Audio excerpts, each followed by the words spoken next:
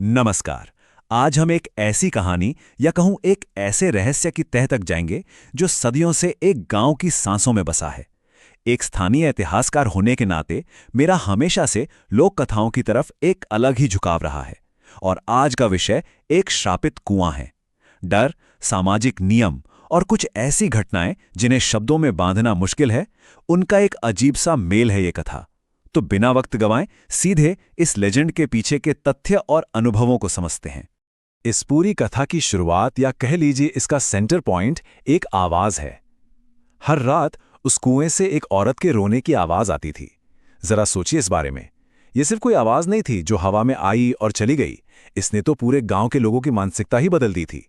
जैसे ही सूरज ढलता और अंधेरा छाता, ये आवाज लोगों को याद दिलाती थी कि उनकी हदें कहां तक हैं। एक ऐसी चीख जो शायद किसी बहुत बड़े दर्द या किसी आक्रोश का प्रतीक बन चुकी थी। भाग 1, श्रापित कुआं।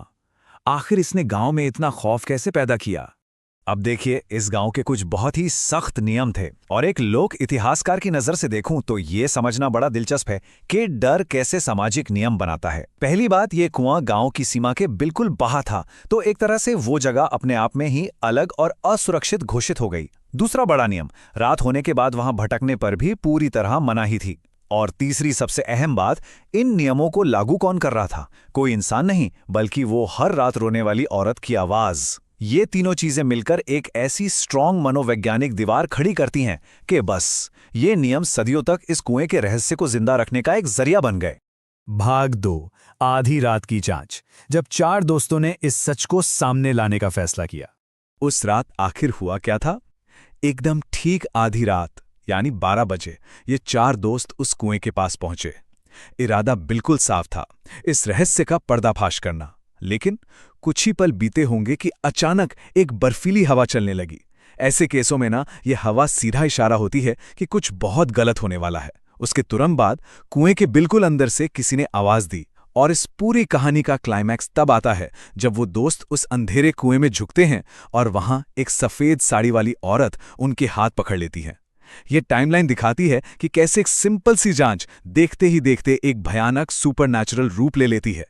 इस कहानी में एक चीज जो सबसे ज्यादा ध्यान खींचने वाली है, वो है ये आवाज, मुझे बाहर निकालो। अब इस पर गौर कीजिए।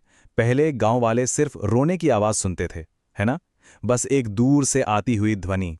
लेकिन इस बार ये शक्ति सीधे संवाद कर रही है, कांटेक्ट बना रही है। ये कोई आम पुकार नहीं थी। इसमें सिर्फ दर्द नहीं था, बल्कि एक आक्रामकता थी, एक खतरा था, जिसने सदियों पुराने उस खामोश डर में एक नया और भी खौफनाक पहलू जोड़ दिया।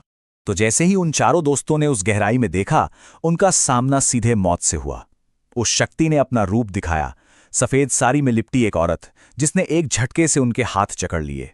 हमारी भारतीय कथाओं में यह सफेद साड़ी का प्रतीक बहुत कॉमन है, पर उतना ही भयानक भी। लेकिन यहां जो असली डर है ना, वो इस फिजिकल स्पर्श में है।